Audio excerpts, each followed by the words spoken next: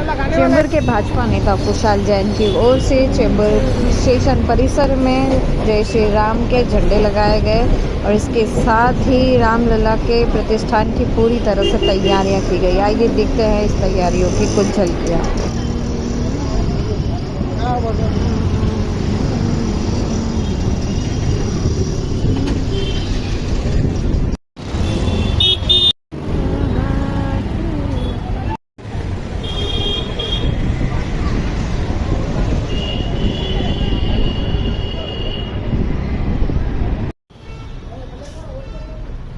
Sir जी, ये जो तैयारियां हैं इसको लेकर आप चेंबूर की जनता से, देश की जनता से कुछ आह्वान करना चाहेंगे? देश की जनता से यही आह्वान करना चाहूँगा कि 500 साल की प्रतीक्षा के बाद ये दिन आया है।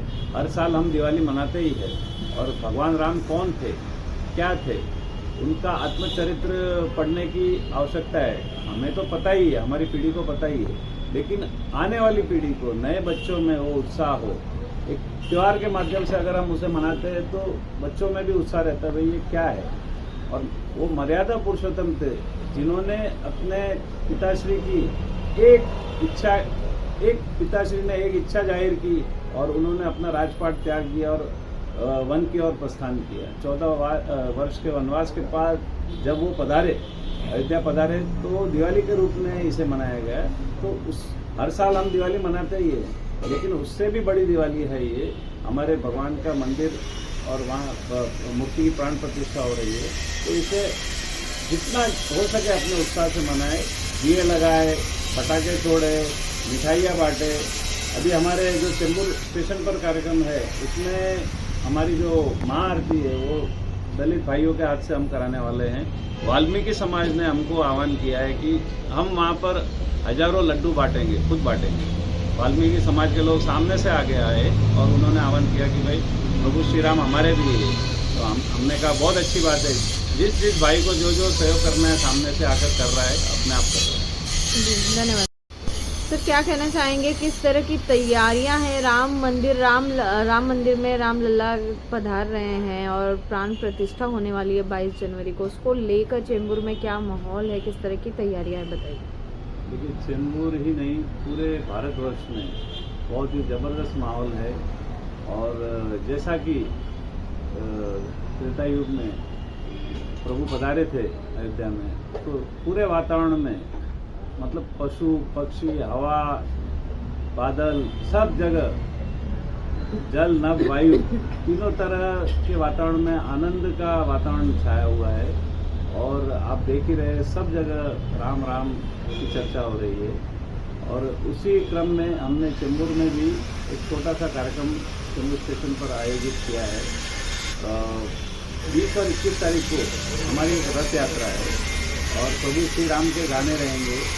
और इस रथ को हम 1 घंटा घुमाने के बाद छोड़ देंगे। पूरे चेंबूर में राममय वातावरण बनाते हुए वो रथ घूमेगा, प्रभु श्री राम के गाने गूंजेंगे और एक राममय वातावरण तो है ही है, उसमें और एक भक्तिमय वातावरण बन जाएगा। वातावरण पूरे चेंबूर में बनाने का प्रयास है।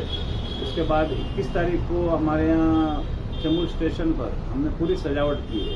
अभी आपने देखा होगा, पूरा चेंबूर स्टेशन राममय वातावरण से बना दिया है, भक्तिमय वातावरण छाया हुआ है, लोगों में उत्साह है। दुकानदारों ने कितने अपनी इच्छा से सारी तैयारियां की है और लाइटिंग भी की जाएगी पूरे स्टेशन पर, चेंबूर स्टेशन पर।